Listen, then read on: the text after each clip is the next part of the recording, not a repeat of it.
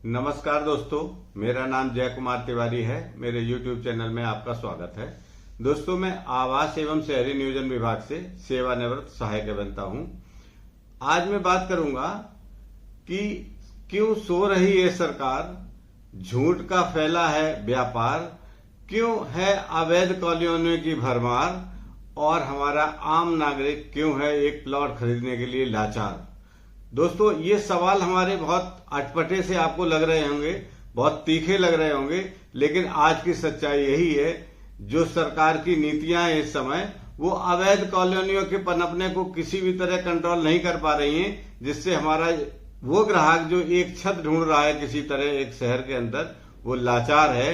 तो क्या हमें पॉलिसी बदलनी चाहिए, सरकारों की अपनी नीतियां बदलनी चाहिए। तो आम आदमी को शहर के अंदर कैसे एक सुरक्षित छत मिल सकती है जो अप्रूव्ड भी हो, सुरक्षित भी हो और वो चैन की नींद उसमें सो पाए और उसके बजट के अंदर भी हो।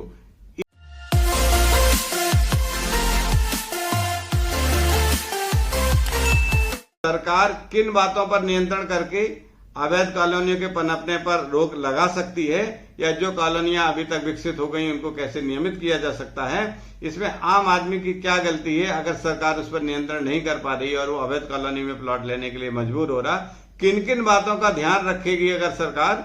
मैं आपको ये सुझाव दूंगा, ये सरकार के लिए सुझाव है, तो वो अवैध कॉलोनियों के पनपने पर शहर के अंदर नियंत्रण कर सकती है।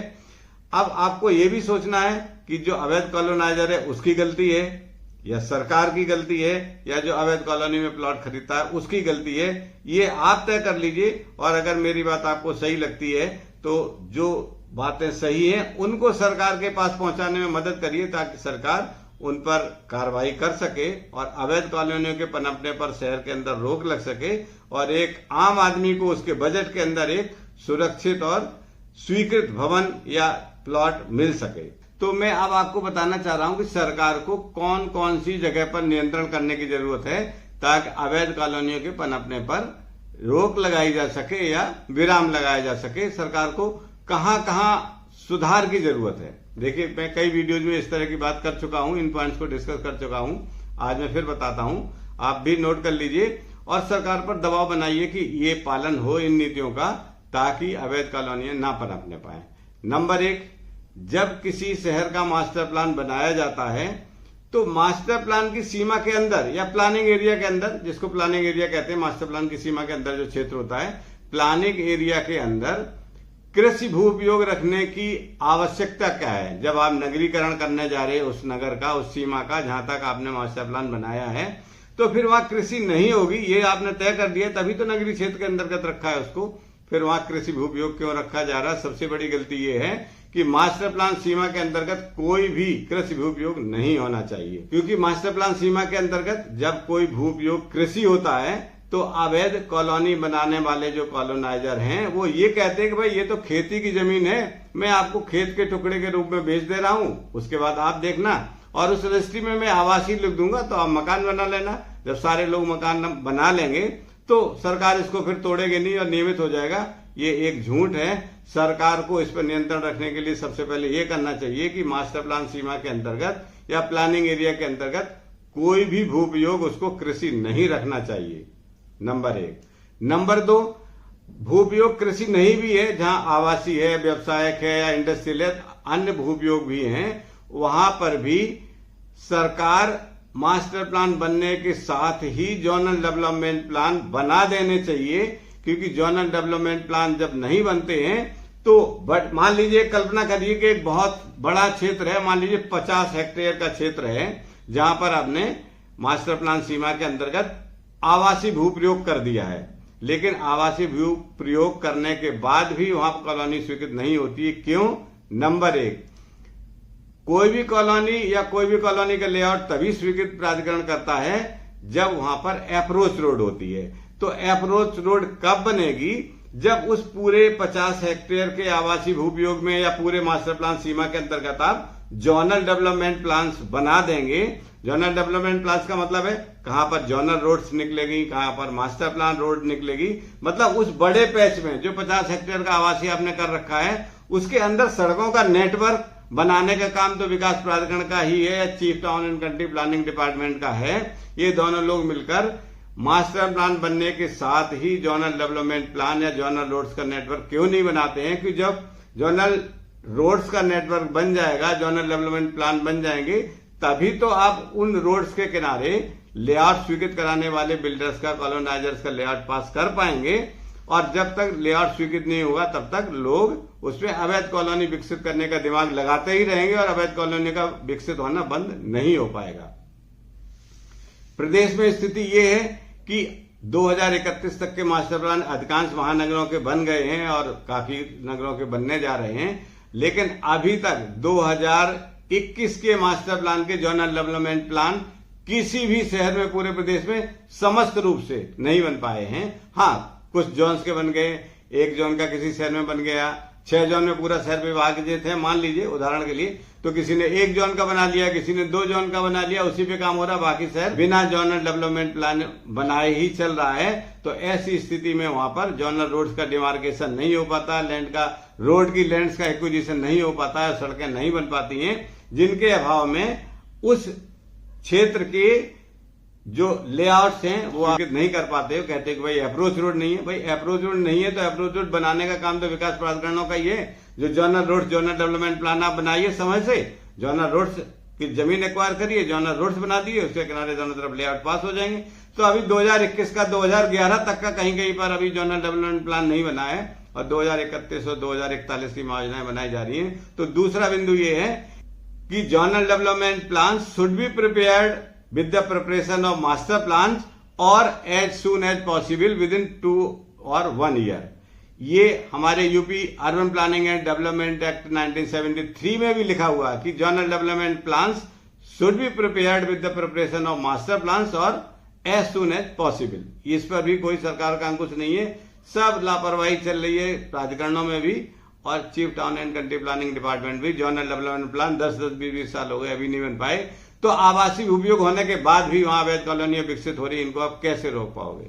पॉइंट नंबर 3, अगर मास्टर प्लान सीमा के अंतर्गत, प्लानिंग एरिया के अंतर्गत कोई भी लैंड का टुकड़ा बेचा जाता है प्लॉटिंग करके या किसी रूप में, तो उसकी रजिस्ट्री पे तुरंत रोक लगा देनी चाहिए तब तक जब तक कि उस संबंधित विकास प्राधिकरण के सक्षम अधिकारी से एनओसी प्राप्त ना हो जाए, इस बात की एनओसी कि इसका लेआउट पास है या ये भूखंड इस योग्य है कि इसका नक्शा बिल्डिंग का विकास प्राधिकरण पास करने की स्थिति में है, पास कर देगा।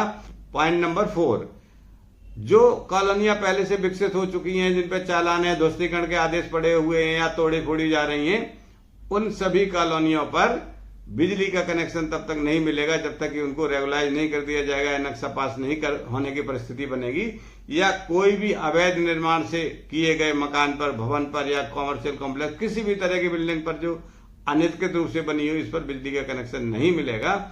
इन 4 पॉइंट्स को अगर सरकार कंट्रोल कर लेती है तो अवैध कॉलोनियों के पनपने का क्रम नगरीय क्षेत्रों में काफी कुछ रोका जा सकता है। इसके अलावा सरकार को एक सुझाव और भी है मेरा कि जो अवैध कॉलोनियां पहले से बन गई हैं उनके मानक का शिथिलीकरण करके, जो मानक आपने तय किए हैं वो ठीक हैं, लेकिन अगर कोई शिथिलीकरण किया जा सकता है क्योंकि ये मानक काफी पुराने बने हुए, ये अर्बन प्लानिंग एक्ट 1973 का है, इसमें काफी संशोधन हुए हैं यद्यपि, लेकिन फिर भी अभी अवैध कॉलोनियों के नियमितीकरण के लिए काफी गुंजाइश है। मानकों में थोड़ा परिवर्तन करिए और अवैध कॉलोनियां जो बन गई इनके नियमितीकरण करने के लिए एक आम लोगों के सीमा के अंतर्गत आने वाली पॉलिसी बनाइए ताकि आम लोगों के प्लॉट और कॉलोनियां नियमित हो पाए, और आगे से जो हमने 4 बिंदु बनाए इनका फॉलो करिए ताकि कोई अवैध कॉलोनी ना पनपने पाए, और इतनी सख्ती कर दीजिए कि कोई भी अवैध कॉलोनी पनपने ही ना पाए। जब आप इतने बिंदु कर लेंगे तो इस पे अंकुश लगाया जाना आपके लिए आसान हो जाएगा।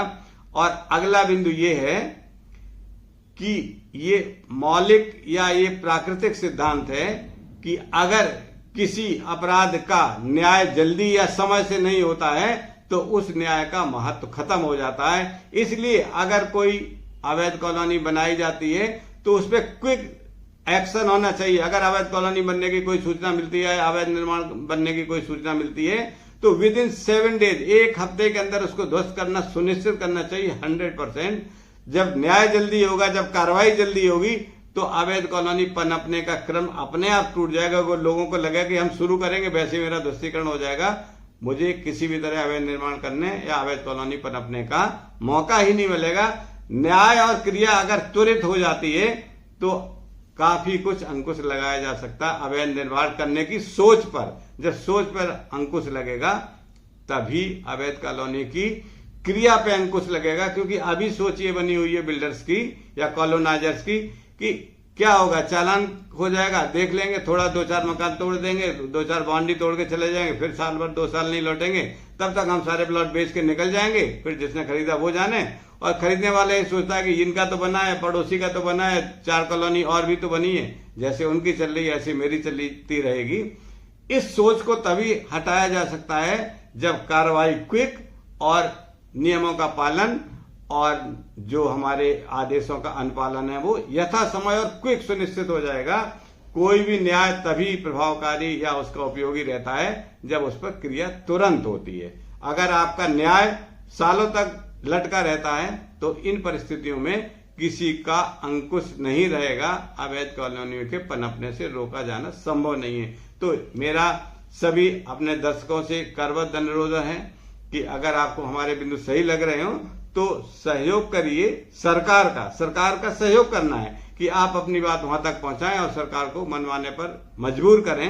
आप अपने माननीय जनप्रतिनिधियों के साथ भी अपनी बात सरकार तक पहुंचा सकते हैं कि शहरों का सत्यानाश हुआ जा रहा है, अवैध कॉलोनियां ज्यादा हैं, सरकार की योजनाओं के अंतर्गत कॉलोनियां कम है, स्वीकृत लेआउट कम है। तो अगर ज्यादा मात्रा में अवैध कॉलोनियां किसी शहर में, किसी देश में या किसी प्रदेश में हो जाएंगी तो उस शहर में औद्योगिक और आर्थिक विकास की परिस्थितियां बहुत ही खराब हो जाएंगी।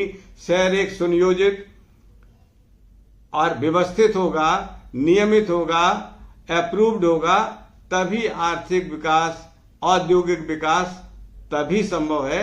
अनियमित कॉलोनियों में या अवैध कॉलोनियों में जहां 10 फुट 15 फुट की सड़कें, किसी भी तरह के आर्थिक विकास की संकल्पना करना न्यायोचित नहीं है।